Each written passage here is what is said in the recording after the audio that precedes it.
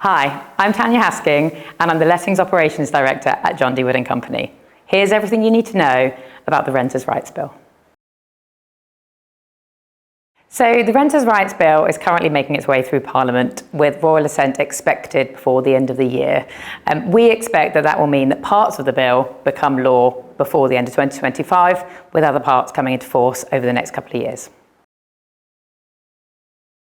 Landlords will no longer be able to offer fixed-term tenancies. And what that means is all tenancies, both existing and in the future, will become automatically periodic.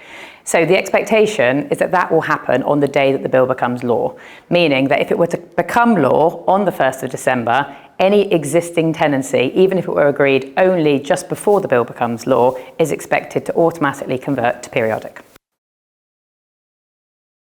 Indeed, Section 21, no-fault evictions, will become a thing of the past. Now, landlords will still be able to end tenancies by serving a Section 8 notice, and the expectation is a Section 8 will be able to be served should there be a tenant in breach of contract, if a landlord wants to move into their own home, or indeed if a landlord wants to sell their property.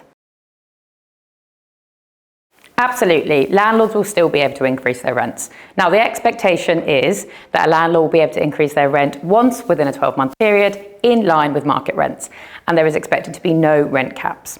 Now, if a landlord and tenant are unable to agree on that rent increase, the first-tier tribunal will be available to serve them. Now, whether a landlord is going to have to accept a pet or not is still somewhat unknown. The expectations, however, are that there are going to be much stricter restrictions about whether a landlord can refuse a pet without good reason. Now, there are some other big changes which haven't necessarily grabbed the headlines in the same way as things like Section 21. They include the fact that landlords are expected to have to sign up to an ombudsman scheme and also a landlord database. There's also going to be a widening of the expectations around Awab's law, and furthermore, we're expecting that there is going to be an increase or at least a new law around decent home standards. My advice for landlords right now is to stay up to date, stay informed, and work with a good agent.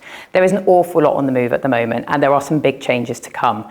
But if you're working with a good agent who's staying up to date themselves and is putting your best interests at heart, there's nothing to be worried about.